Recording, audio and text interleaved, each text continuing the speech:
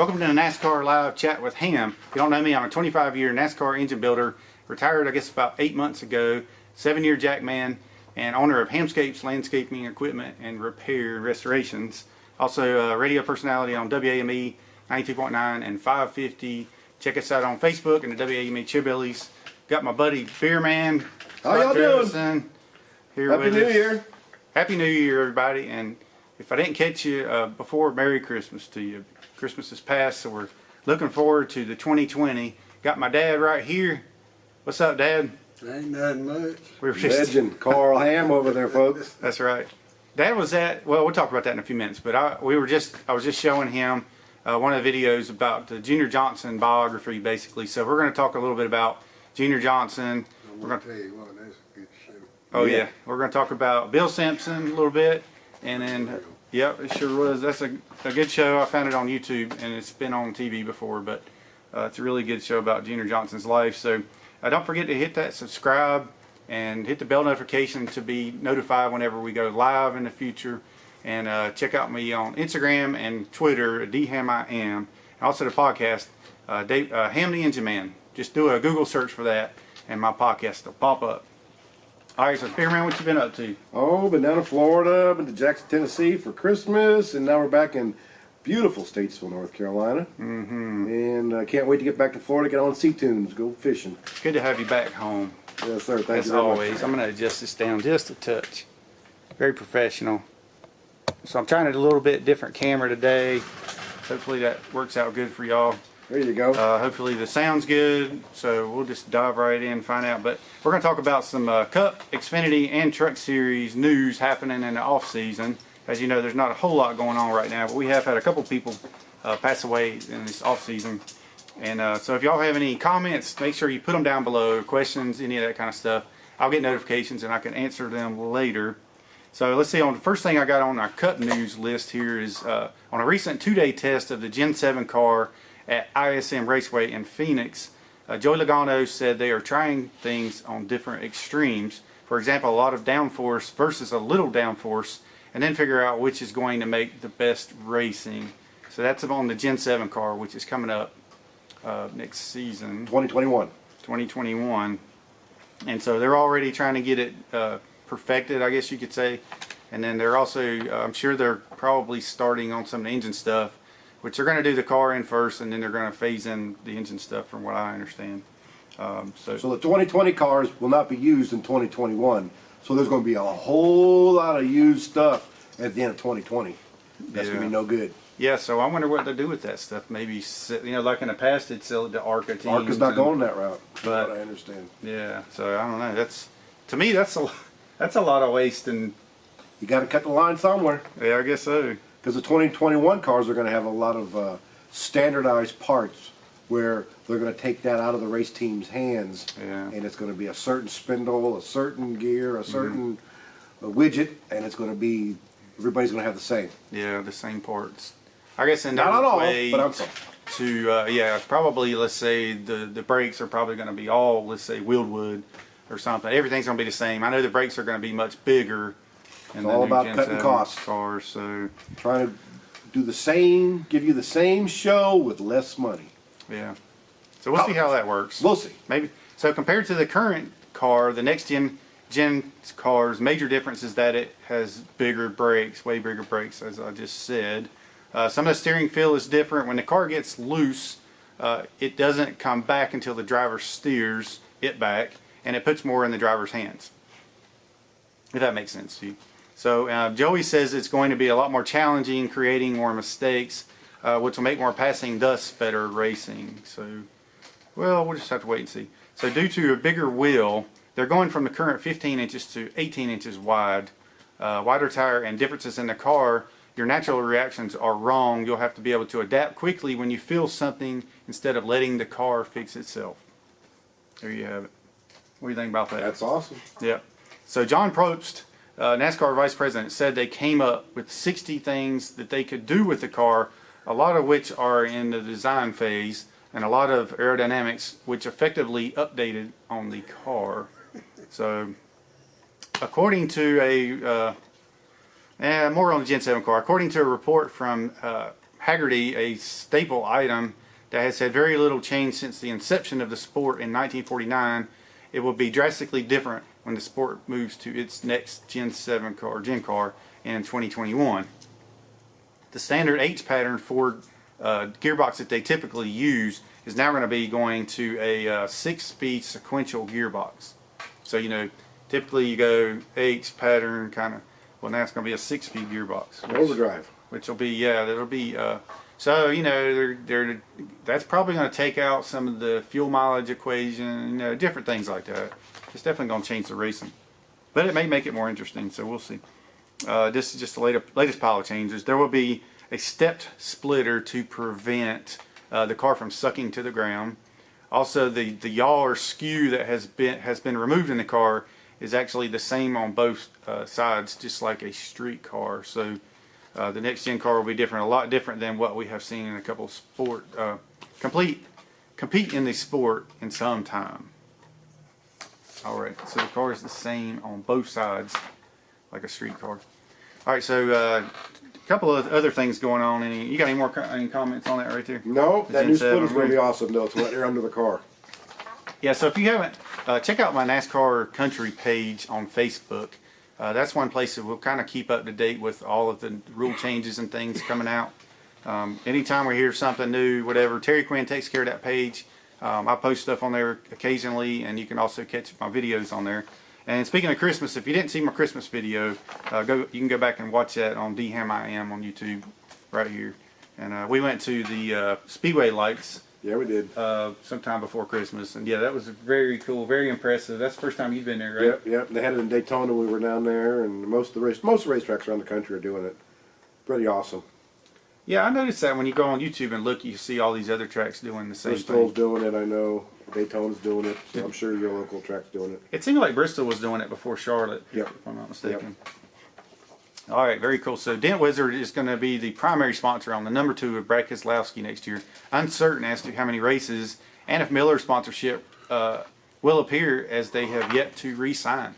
So that'll be big. You know, Miller's been in the sport for, gosh, forever. You know, Rusty Wallace and the Miller Genuine Draft car. So they've been, and then Bobby Allison, you know, before, gosh. Breaking news to Miller Coors. You support us, we'll support you. Yeah. You support us, we'll support you. That's true. I mean, it's kind of like the win on Sunday, buy on Monday. Don't make kind us of go thing. drink Busch beer. Come on. Yes. Well, speaking of Busch Beer, they are to return as a title sponsor for the season opening Busch Clash at Daytona. Or the Clash, you know. So that'll be goal very is to cool. get 75 million NASCAR fans drinking Busch beer. Yeah. That's a lot of beer. Well, I'd say they could probably do it, and it's going to help having on back in the on the Clash. It's going to be big. Iconic. Busch Clash. All right, congratulations to Roger Penske on being inducted into Sports Broadcasting Hall of Fame. Joe Logano was awarded with this year's 2019 Coca-Cola Chug for Charity Award. Joey says it's an honor to win this, but it means so much more for all of his program does to help support the Joey Logano Foundation. All this program does to support us. All right, so James Small to be the crew chief for the 19 of Martin Truex in 2020. As you know, Cole Pern took off, went back to Canada. Back to Canada. So Cole Pern is actually now a new owner-operator at a ski resort in Canada. And Mr. Small's from Australia. So, g'day, mate. Yeah, good day, man. So, what's up with these all these foreign crew chiefs going on that team? Whatever. I don't know, man. That's all right. I guess they get the job done. I suppose. Just don't be dissing our country, because I didn't like it when Cole Pern was saying that stuff about this country. It's kind of like, all right, if you don't like it, go back where you came from, and he did. Maybe he took our advice. All right. So after 28 years, Raceline signed off on December 28th. I think wasn't Raceline the Wheels? That was Joe Moore. Joe Moore. Okay. And he did that show out of the Keys. Okay. The Middle Keys. He lived over there. Oh, that was the TV show, or what show was that? the Raceline. Raceline. Okay. Yeah. Yeah. I was thinking we Who didn't. says you can't live in the Keys and work in NASCAR? Joe Moore does. Yeah, there you go. We could do this YouTube show right now from the Keys, That's my plan, or baby. from the Yeah, C-Tunes. Yeah. That's what I need to do someday. I need to be Yeah. doing this from C-Tunes. C-Tunes, baby. Mm-hmm. But as soon as I read Race Line, I was thinking the old wheels that we run. And I was like, okay, maybe since they're going to a lot of wheels. All right, so Brandon Gaughan is retiring at the end of 2020. That's not a surprise, really, because... He's running part-time, just the super speedways. Yeah. The Beard Oil Brothers. There you go. There will be several impound races in 2020 where cars are garaged and not eligible for major changes between qualifying and race day. There will be some 2-day races and there will be some 3-day races. 3-day races, so that'll be cool. It's all about getting the fans used to it. So in 2021, you're going to have some shortened, compact race weekends. Yeah. All in the fact that's to save money, I suppose. The only thing I got for Truck Series news is DGR Crossley switches from Toyota to Ford and adds driver Tanner Gray to their lineup. And Deegan? Haley Deegan's coming on the Ford bandwagon. That's true. That's She real big is. news, bro. That is big news. Especially for all your Ford fans out there. Well, there you go. Haley So there's Deegan. 2 new Ford. Breaking Haley news! Deegan, Breaking news! Yeah. Woo woo! Haley Haley Deegan's in our camp. Yep. And she's a good-looking little girl too. Yeah, her dad came through the shop. I don't know if she was with him or not, but he came through Roush Yates one time, and so got to see him in She there. ain't scared to push people out of the way. You've already seen that a couple times in her races. Yeah. The K&N West Series or East Series. So she's going to run, was it full-time ARCA And she's got with Crosley. a good personality. She's And been good Monster's for the coming on sport. board for a full-time sponsor, so that's pretty good. Yeah, there you go. Maybe she got a little more heart than Danica at it. Maybe. Maybe. That's probably true. I Okay. think. Xfinity Series driver Tommy Joe Matt Martins Tommy Joe! has announced that he will start his own full-time team in 2020 in the NASCAR Xfinity Series. Martins Motorsports will run the number 44 Chevrolet with owner Tommy Joe Martin. And his crew chief's Billy Bob. I know. Billy Bob and Tommy Right. Joe. Anytime you have drivers with 2 names, it's all right. Gotta have it. The team will receive the old GMS race cars as their Xfinity team closes following 2019. Yeah, that's pretty big. Tommy raced full-time in 2019, splitting the season between BJ McLeod Motorsports and MBM Motorsports. All right, now we're going to talk about Junior Johnson. So I just got done showing this show on YouTube to my dad. He was enjoying that, weren't you, Dad? Yep. Very much so. All right. So this is an autograph I got from Junior back in Bristol in '97, and yep, I got him to sign it to Carl. which is On the my back of dad. your pass? On the back of my pass, because that's all I had on me at the time. Let's So see you can it. take it out of the frame there. That would be good. And here's the book. All right, so this book, To Carl, Junior Johnson. yeah, was written by That's Steve. to you, bro. That was my man. This book was written by Tom Higgins and Steve Wade. Yeah. And I've got Legendary. I got 2 or 3 copies of it. I don't remember, but Tom Higgins, I used to coach his grandson in baseball for a couple years. So he took the book and got, look at that. Wow. He got Junior to sign it, and I got a signed copy for my dad also, of course. But this one says, "To David Hamm, best wishes, Junior Johnson." And I also got Tom Higgins signed it right there, which he passed away earlier, or later in the last year. And then Steve Wade right here signed it too. So Tom hooked me up, got my book signed for me. All right, and my dad's copy. Like I said, I have 2 or 3 copies of that. But so Robert Glenn Johnson Jr., better known as Junior Johnson. And I'm sure you've all heard the song, "They Name Me Darryl, Darryl Watcher, Richard Petty, Rusty Austin, Bill, Irvin Gordon, Earnhardt, Smith, Johnson Jr." He's not talking about Jimmy Johnson or Dale Jr. He's talking about Junior Johnson, Johnson Jr. Okay. So the old Tim Wilson song. He passed away on December the 20th. He was 88 years old. He was nicknamed the Last American Hero, also known as the Wilkes County Wild Man. So Junior was born in June 28, 1931 in Ronda, North Carolina, which is the farm where Robert Yates has his farm up there in Ronda, and I visited a couple of times, and he mentioned that he had probably had a still or somewhere down there. Not his, but could have been Junior Johnson's from back in the day. You just never know.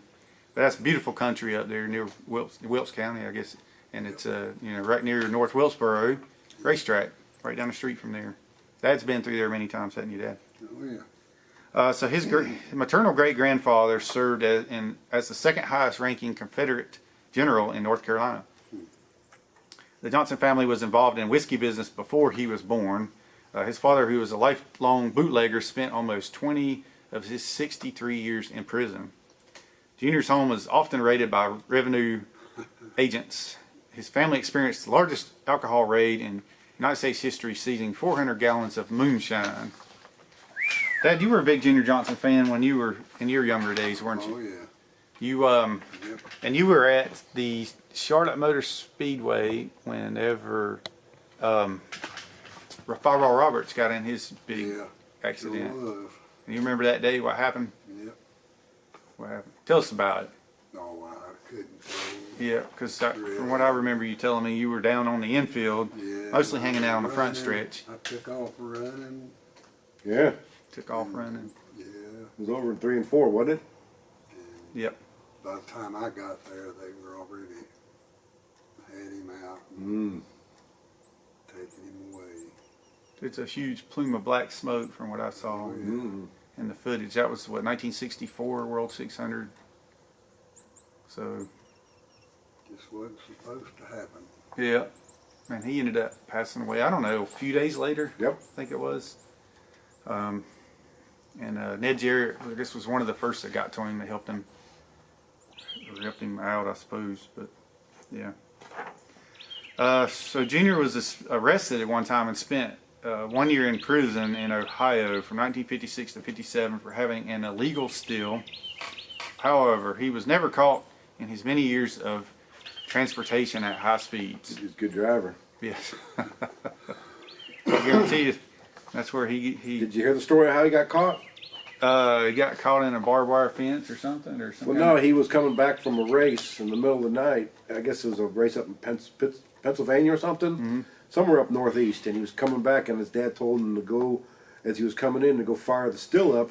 And this way you get the smoke out of it while it was dark, and the smoke would rise. So when the sun come up, that still would be cooking, and you wouldn't see the smoke. Oh, But the revenuers, they had a tip, and they knew where the still was. And so when he went in to go light the still up in the middle of the night, maybe 3 or 4 o'clock in the morning when he was coming back from the race, they were there. They got him.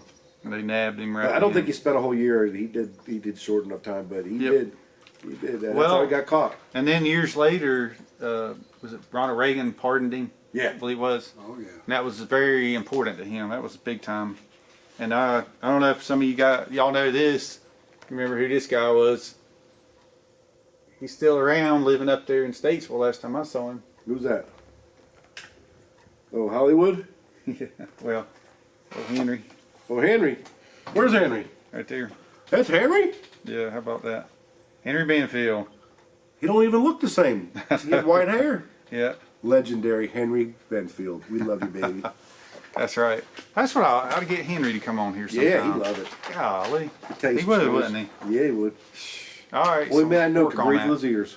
I'm gonna work on that. So I Okay. think today I was talking with or chatting with Cliff Champion. So I believe I'm gonna get him on here in a couple of weeks. So yep, y'all stay tuned from that.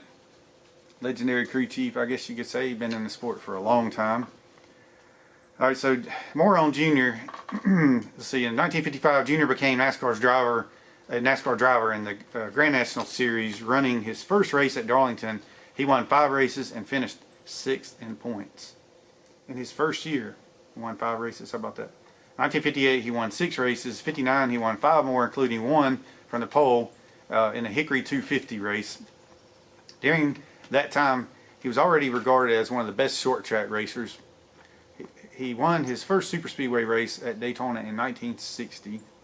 So while practicing for the Daytona race, Junior and his crew chief Ray Fox Sr., who his son still works in racing, Ray Fox Jr., would that be his son or grandson actually?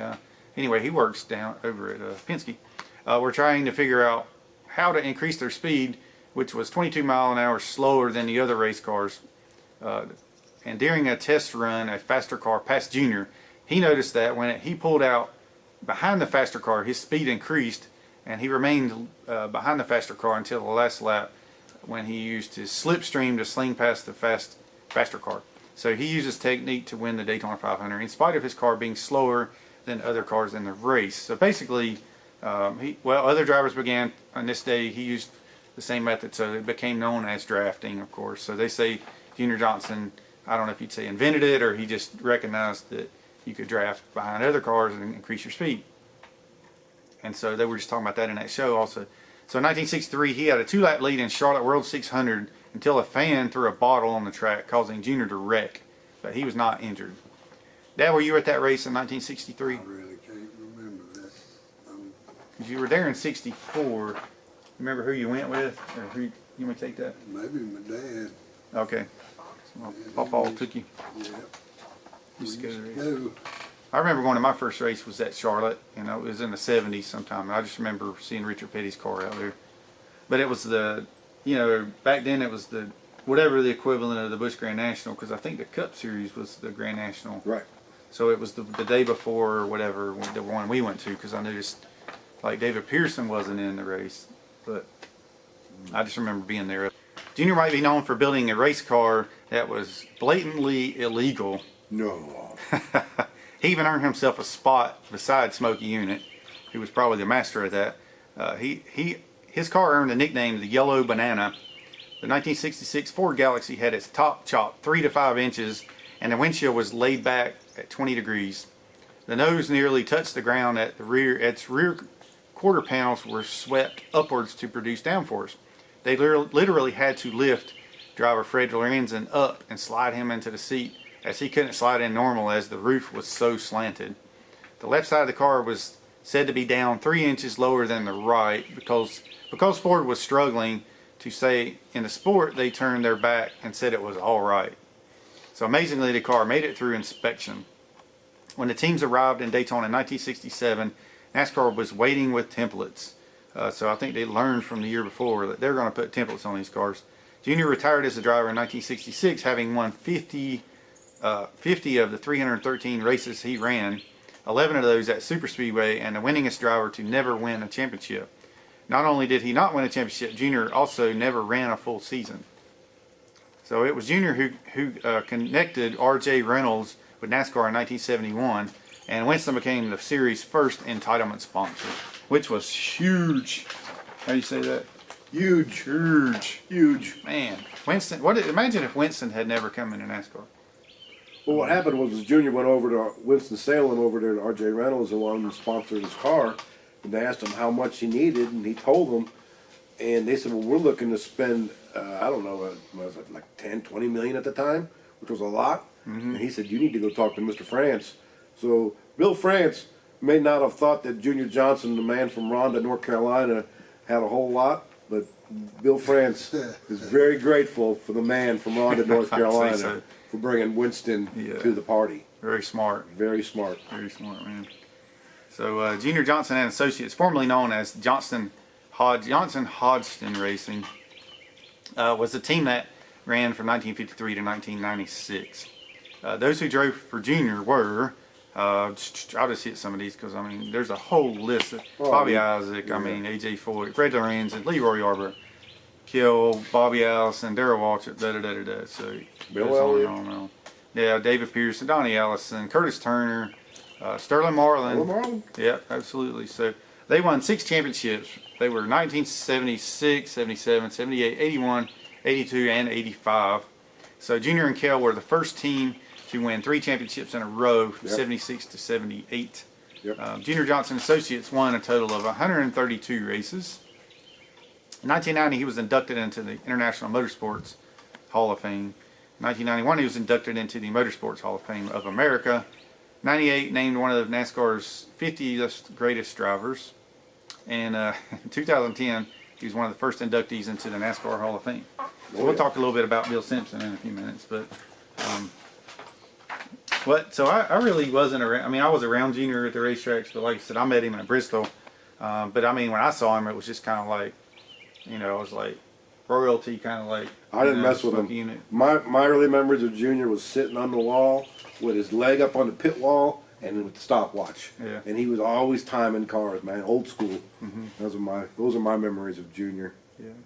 I didn't even mess with the man. And you know, back then you were just kind of like, oh, that's cool. You know, he's you know, he's a racer, but now looking back, you know, 25 years ago or whatever, 30 years ago, it's like, you know, getting the fact that we knew some of these guys or that we worked around them.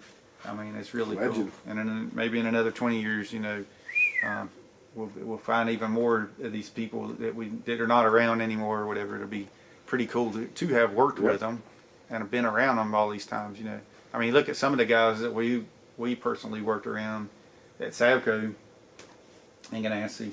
You know, some of them are still in NASCAR. Mm-hmm. And some of them moved on restaurants and on all kinds of things going on. So, but there is life after NASCAR. Yes, life after NASCAR. All right, so we're going to talk a little bit about Bill Simpson. I don't have a whole lot on him, but we talked about him kind of a couple weeks ago. You know, I didn't have a lot of experience being around him. I know that back in the day, everything that was safety related, it had Bill Simpson on it, or had Simpson on it. You know, all the harnesses we used and all that stuff. And then people trying to blame him, you know, for Earnhardt's death, and it totally wasn't. You know, Bill Simpson was responsible for saving so many lives in NASCAR and in the sport. My gosh, if it hadn't been for him, who knows? But he passed away on December 16th after suffering a stroke. He was 79 years old. So he owned Simpson Products, Simpson Performance Products, which he started in 1958 after he broke both of his arms while himself was drag racing at San Fernando Dragway in his home state. Is that right? Mm-hmm. All right. He was the leader in the auto industry racing safety with the parachute, gloves, shoes, fire suits, seats, seat belts, and helmets. So he was inducted in the Motorsports Hall of Fame in 2003. Mm. Yeah. So Bill Simpson helped me with my game, and when I hung out and started getting my game going, looking for sponsors, and he was always at Sandwich Construction Company having beers in the evening. And I'd come in there, and man, it struck out again, and he said, "Scott, I'll help you." Mm-hmm. And he was my first sponsor I got. So here's to you, Bill. Very cool. Thanks, man. Appreciate everything. That's awesome. Well, we still need to get that game over here sometime. Yeah, I'll bring it over here. Or I'll come over there and do the. That's right. And maybe we'll just do a video of just trivia. We'll do a live. That's right. I mean, we'll just do a live trivia playing your game. There you go. And, you know, we could actually set up the board and then have people answering. That would be kind of cool. Let me know what y'all think about that idea in the comments right here. Bill Simpson helped me out for sure. Yeah, very cool. All right, so don't Rest forget to hit that subscribe and the bell notification to be notified for whenever we do our live videos. Hamm and Beer Man. Sometimes this is going to be Hamm. Like I said, hopefully in 2 weeks from now it's going to be Hamm and Cliff Champion. And you had legendary Bill Engel on the other night. That was awesome, dude. That's right. Yeah, Bill man. Engel. He's been around a long time. Yes, he has. Yeah. He's got a lot of good stories to Yeah. tell. He said maybe we'll have to sit down and have a beer and tell some stories sometime. That's right. And we'll do a video for that. You know, that'll be a cool one. Upcoming this year, 2020. So if you missed that video, you can go back and watch it on here, of course. And if you're watching or you're listening on Hamm the Engine Man on the iPod, thank you very much for listening. But you can do a Google search on that, and you can get it not just on iPod. You can get it on Spotify, Anchor.fm, and a bunch of other places that's out there. So, but thank you so much. And if you got any questions, put them down below, and I will get on here. I'll get the notifications so I can always go and answer any questions that you have. But thank you so much for tuning in, and we will see y'all probably in 2 weeks. We'll do another live, and let's see, we'll be into January then. So there'll be a lot of stuff going on. I'm sure the teams will be getting ready to go to Daytona. That'll be like what we'll have just a month away from then. Yep. I'm thinking I want to try to get out of Daytona this year. 48 days to the Daytona 500 today. So I got 48 days to prepare. 48 days. Yeah. Yep. So I need to get down there, and we need to be sitting at Daytona doing this There right you go. here. It's about that time. Because you're going to be there, right? Yeah, we bought a camping spot in the infield Man, over there in the red section, so we'll be there for 14 days. I'm sure Paul Rodriguez will be there, but 14 days. so My yeah. wife's going to be sleeping in the camper. Very We do cool. get a parking pass. She can go home if she wants. Yeah. That's a good idea, right? All right. Thank y'all so much for tuning in, and comment below, and I'll be on here watching the premieres, so we'll talk to you later on. Love you, mean it.